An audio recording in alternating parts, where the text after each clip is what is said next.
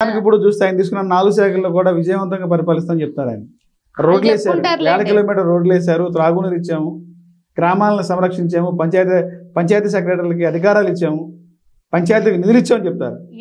అటవీ శాఖని సంరక్షిస్తామని చెప్తారు. రాష్ట్రం అభివృద్ధి బాగుంది, ఆ రాష్ట్ర అభివృద్ధి బాగుందని పక్క రాష్ట్రాలు చెప్పుకోవాలన్నా, సెంట్రల్ చెక్ చేయాలన్నా ఆ జిఎస్టీ జీడిపి మీద ఆధారపడి ఉంటది. వీళ్ళు వచ్చినప్పటికీ కర్మ ఏంటంటే ఎప్పుడు లేని విధంగా జిఎస్టీ -6లోకి వెళ్ళింది. ఇప్పుడు మీరు చెప్పండి, ఒక ఇంటలెక్చువల్ గా మీరు చెప్పండి, రాష్ట్ర అభివృద్ధి బాగున్నట్ట బాలేనట్ట? మీరు చెప్పిన ప్రకారం తగ్గినట్టు, ఏమి లేనట్టు. ఏముంది సార్, -6లోకి వెళ్ళడం ఏంది సార్? ఇప్పుడు ఇన్వెస్టర్స్ రావాలి, రాష్ట్రం అభివృద్ధి పెరిగి వెలిగిపోతుందని చెప్తారు, మీరేం తగ్గిందని చెప్తున్నారు. నేను చెప్పట్లా, రిపోర్ట్స్ చెప్తున్నాయి అవి, నేను చెప్పట్లేదండి. -6 అనేది నా సొంత, నేను అనౌన్స్ చేసింది కాదు కదా, అది రాష్ట్ర జిఎస్టీ -6లోకి వెళ్ళింది, జీడిపి తగ్గింది. ఇప్పుడు ఎవరన్నా మన రాష్ట్రంలోకి వచ్చి ఇన్వెస్ట్మెంట్లు పెట్టాలి, లేకపోతే ఎవరన్నా చేయాలంటే ఆ జిఎస్టీ ఏంది, జీడిపి ఏందని చూసుకుంటారు. అవి తగ్గుతుంటే ఎందుకు వస్తారు?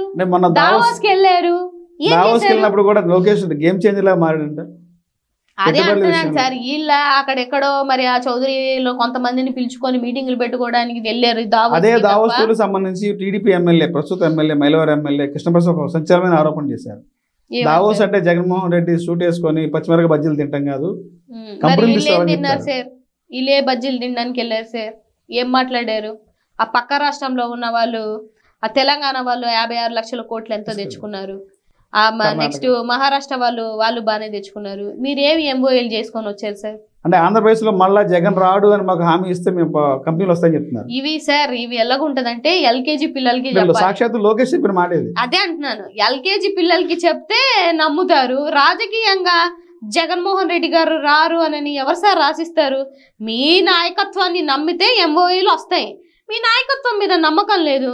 మీ కూటమిలోనే 1.25 లక్ష గొడవలు పొద్దున్న లేస్తే ఏంటి, మీ పెట్టుకున్న ప్రతి ఒక్క మీటింగ్ లో మీరు చొక్కాలు పట్టుకొని కొట్టుకుంటున్నారు. మీరు వచ్చిన తర్వాత జిఎస్టీలు పడిపోయినాయి, అన్ని ఘోరంగా ఉంటే ఎంఓఏలు ఎందుకు చేస్తారు సార్? వాళ్ళు డౌటే సార్, నాకైతే నాకు డౌట్. నా పర్సనల్ గా నేను అనుకుంటున్నా, వీళ్ళేదో 10 సంవత్సరాలు 15 సంవత్సరాలు అని రాజకీయం అనుకుంటున్నారు, కానీ వీళ్ళు ఇంకొక 1 ఇయర్ కలిసి ఉండడమే మహా కష్టం అని నేను అనుకుంటున్నాను. ఇప్పుడు లోపల అందరికీ తెలిసిందే కదా, లోపల చాలా జరుగుతున్నాయి. చంద్రబాబు నాయుడు గారు ఫోన్ చేస్తుంటేనే పవన్ కళ్యాణ్ గారు ఫోన్ ఎత్తట్లేదంట. అంటే ఇంకా ఆలోచించండి ఈ కూటమి ప్రభుత్వం పరిస్థితి. అదే 1 చేస్తే 2 ఎత్తట్లేదంటే అర్థం ఏంటి సార్?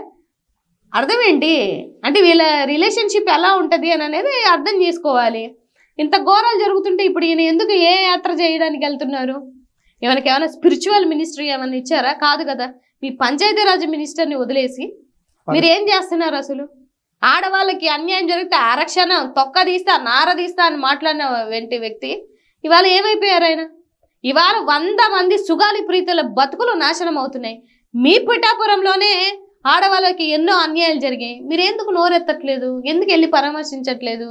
పోనీ మీకు షూటింగ్లో బిజీగా ఉన్నారు, పోనీ మీ నాయకులన్నీ వెళ్ళి కలిపి మాట్లాడమని చెప్పాలి కదా.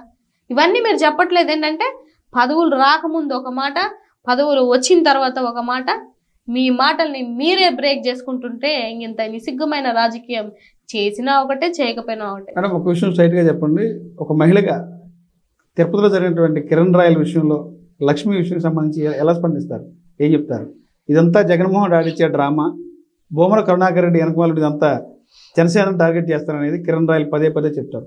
ఒక మహిళగా ఏం చెప్తారు మీరు? సార్, మహిళగా అడుగుతున్నా, ఇది పార్టీకి సంబంధించి ఒక మహిళగా నేను రెస్పాండ్ అవుతున్నా.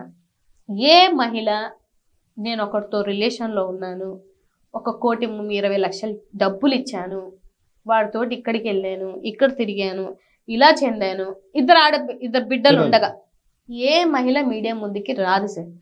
మీరు 100 కోట్లు ఇస్తానన్నా కూడా రారు. నిజంగా వాళ్ళకి అన్యాయం జరిగితే ఆ అన్యాయాన్ని వాళ్ళకి ఎవరికి చెప్పుకోలేని నిస్సహాయ స్థితిలో వాళ్ళ పిల్లల్ని చంపేస్తానని వాడు పెంచే బెదిరింపులకి భయపడి ఆ మహిళ వచ్చిందని నేను అనుకుంటున్నా. ఇది నా పర్సనల్ అభిప్రాయం. వచ్చినది ఆడియోలన్నీ వింటున్నారు కదా, ఫొటోస్ చూస్తున్నారు కదా, వీడియోలు చూస్తున్నారు కదా, రికార్డులు వింటున్నారు కదా. ఇంకేంది సార్ ఇందులో మార్పింగ్ ఏంది? నేను కాదంటాడు. అంటే ఇదంతా వైసీపీ ఆడిచ్చే డ్రామా అని ఎందుకు చెప్తారు ఆడిస్తారు సార్? భూమా కరుణాకర్ రెడ్డి అంతా నడిపిస్తున్నాడు, పార్టీని దెబ్బతీయాలని, పవన్ కళ్యాణ్ దెబ్బతీయాలని చెప్పి ఇలాంటి మహిళలను అడ్డం పెట్టి తీసుకొస్తారు అనేది చెప్తాడు. అలా అయితే ఈ కిరణ్ రాయల మీద మేం ప్రభుత్వంలో ఉన్నప్పుడే తీసుకొని రావాలి కదా. ఇప్పుడు మీరు చేస్తున్నటువంటి రెడ్ బుక్ రాజ్యాంగం మేము కూడా ఆ రోజు చేస్తుంటే, జగనన్న జయించుంటే మీ బతుకులు ఆ రోజే బయట పెట్టాలి కదా. ఇవాళ మేమెందుకు పెడతాం? ఆవిడ వచ్చి మాట్లాడుతుంది, నిజమే కదా, మాకు నిజం అనిపించింది, మేము సపోర్ట్ చేయాలనుకుంటే మహిళగా మేము సపోర్ట్ చేస్తాము. ఆ అమ్మాయే చెప్తుంది కదా, నాకు ఏ పార్టీతో సంబంధం లేదు, నాకు అన్యాయం జరిగింది అంటే. ఒక మహిళ బయటకు వచ్చి మాట్లాడితే వీళ్ళు చేసిన పని ఏంటండి, ఆవిడ్ని ఏ ఇన్వెస్టిగేషన్ లేకుండా, ఏ రిపోర్ట్స్ లేకుండా నిర్దాక్షణంగా ఆవిడని అరెస్ట్ చేసి పంపించారు. పంపించిన వెంటనే వాళ్ళు మళ్ళీ తెలుసుకొని జైపూర్ వాళ్ళు మళ్ళీ ఎనికి పంపించారు కదా ఆవిడ్ని. అంటే ఒక మహిళ వచ్చి బయట మాట్లాడితే ఆవిడని అరెస్ట్ చేయించడం, ఆవిడ మాట్లాడకూడదు, లేదా పక్క పార్టీలు సపోర్ట్ చేస్తున్నారు, పక్క పార్టీ వాళ్ళ దగ్గర డబ్బులు తిన్నారు అని అంటే, అయితే మీరు చేసినవన్నీ అబద్ధాలా? లైవ్గా కనిపిస్తున్నాయన్నీ అబద్ధాలా? నువ్వు ఆడపిల్ల సొమ్ము తినేసి, ఆడపిల్లని నాశనం చేసి, ఆడపిల్లలతో రిలేషన్లో ఉండి ఇవాళ ఎందుకు దూరంగా ఉంచాలంటే ఆయన్ని సస్పెండ్ చేయకుండా? అంటే ఒక కులపోడు నన్ను కాపాడుకుంటున్నారా వీళ్ళు? మరి జానీ మాస్టర్ని ఎందుకు సస్పెండ్ చేశారు? జానీ మాస్టర్ విషయంలో ఒక వీడియో బయటికి రాలేదే, ఒక రికార్డు బయటికి రాలేదే, ఒక ప్రూఫ్ బయటికి రాలేదే. మరి ఎందుకు ఆయన చేశారు? జస్ట్ కంప్లైంట్ ఇచ్చినందుకు. మరి ఈ అమ్మాయి కంప్లైంట్ కూడా తీసుకోవట్లేదు. మీరు సపోర్ట్ చేస్తున్నారా ఇలాంటి వాళ్ళకి? ఈ పార్టీకే పవన్ కళ్యాణ్ గారు సస్పెండ్ చేయాలి అతన్ని, కొన్ని రోజులు పార్టీకి దూరంగా ఉంచాలంట. వాళ్ళు మాట్లాడుతుంటే ఈ రాయపాటి అరుణ మహిళ ఇండి ఏం మాట్లాడుతుందో అర్థం కాదు. ఈ మా తల్లి పదవుల్లో ఉంటే ఒకలాగా ఉంటారు, పదవులు లేకపోతే ఏం చేస్తారమ్మా? రెచ్చిపోయి ఆవిడ చెప్తుంది. నేను అదే ఆశ్చర్యపోతున్నా. ఏ తల్లి ఆ ఫ్రీ హ్యాండ్ అంటే ఏంది? ఇంకొకరి దగ్గర 2 కోట్లు, ఇంకొకరి దగ్గర 3 కోట్లు దొంగతనం చేసుకోమని సలహా ఇస్తున్నావా అధికార ప్రతినిధిగా? మీ అధికార ప్రతినిధులు ఆడపిల్లలుగా కొన్నిసార్లు రాజకీయంగా, అన్నిసార్లు మనం రాజకీయం చేయకూడదు. మనం మాట్లాడితే ఎలాగ చెల్లుబాటు అవుతుందని అన్ని మాట్లాడితే ఎలాగవుతుంది సార్?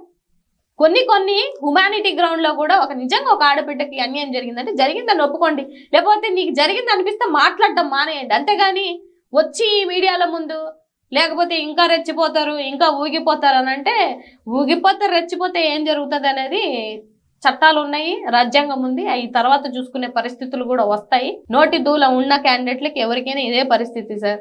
మీ తప్పుల్ని మీరు కప్పిపుచ్చుకోవడానికి ఆడబిడ్డని మాత్రం నిందలేస్తే అది నేనైతే సహించను, నేను సపోర్ట్ కూడా చేయను. ఆ నోటి దూల వల్ల ఈ రోజున వైఎస్ఆర్సీపీ పార్టీ ఈ కింద స్థాయికి దిగజారిపోయింది. ఈ రోజు ఏదైతుందో వల్లభనేని వంశీ అరెస్ట్ కానీ వీళ్ళంతా కూడా ఆ నోటి దూల వల్లే అంటారు. నిజంగా వల్లభనేని వంశీ నోటి దూల వల్ల ఈ రోజు ఈ స్థాయికి వచ్చారంటారు. వల్లభనేని వంశీ గారిని ఆయన అక్కడి నుంచి వచ్చినటువంటి వ్యక్తే కదా సార్, టీడీపీ పార్టీ నుంచి వచ్చారు. మరి అక్కడ ఉన్నప్పుడు వల్లభనేని వంశీ గారు మంచి, పక్క పార్టీలోకి రాగానే ఎలాగ సార్ చెడ్డైపోతారు? నాకు ఇప్పటికీ ఆ పాయింట్ అర్థం అవ్వదు. మీరు మాట్లాడతారు, మీరు ఒక మాట చెప్పండి సార్. ఒక మినిస్టర్లని, ఒక ఎమ్మెల్యేలని ఇవాళ మీరు డిప్యూటీ పదవుల్లో, సీఎం పదవుల్లో, లేకపోతే మంత్రి పదవుల్లో ఉంటే మిమ్మల్ని అంటే నొప్పి వస్తుంది. మరి ఆ రోజుల్లో మీరేం చేశారు? చెప్పు చూపించారు. ఆయన చెప్పు చూపించాకేగా మిగతా వాళ్ళు, నాన్నగారు కానీ ఇంకోరు కానీ చెప్పు చూపించింది. నా కొడకల్లారా అని మాట్లాడారు. మీరు మాట్లాడిన తర్వాతే కదా వీళ్ళు. వైసీపీలో బూతుల మంత్రులు అనేది వైసీపీ ఒక పెట్టిన హక్కు అని చెప్పంటారు. కొడాల నాని గాని ఎవరు కాదు సార్. ఇప్పుడు ఏం గాంధీ యుగం లేదు కదా సార్. గాంధీ యుగం ఏం లేదు కదా సార్. ఈ చెంప కొడితే ఈ చెంప కొడి చూపించడానికి ఎవరున్నారు సార్? ఎవరు లేరు. మీరు అన్నారు, తిరిగి అన్నారు, మా నాయకుడిని అంటున్నారు, తిరిగి అంటాము. తప్పేముంది? మీ నాయకుడికి మీరు సపోర్ట్ అయితే మా నాయకుడికి మేము సపోర్టు. అందులో 1% డౌట్ ఏముంది సార్? మాట్లాడింది మీరు, బదిలిచ్చేసరికి మా బూతులు అవి ఇవి అని క్రియేట్ చేసింది మీరు. మీరేం తక్కువ మాట్లాడుతున్నారా? లేకపోతే మీ కూటమి ప్రభుత్వం ఏమైనా తక్కువ మాట్లాడిందా? లేకపోతే మీకు సపోర్టర్స్గా ఉన్న వాళ్ళు తక్కువ మాట్లాడారా? ఇప్పటికీ మాకు ఇన్ని బూతు కామెంట్లు వస్తున్నాయి. మరి మేమేం చేయాలి? మేము ఇంకా చెప్పాలనంటే మీరు నా వీడియోలు చూస్తే విత్ సబ్జెక్ట్ నేను మాట్లాడతాను, కానీ నేను ఎప్పుడు నోరు జారి నేను మాట్లాడను. ఆ పరిస్థితి నేను తెచ్చుకోను. ఆ పరిస్థితి తెచ్చుకోవాలని నేను అనుకోను. అలా మాట్లాడే వాళ్ళకు కూడా నేను సపోర్ట్ చేయను.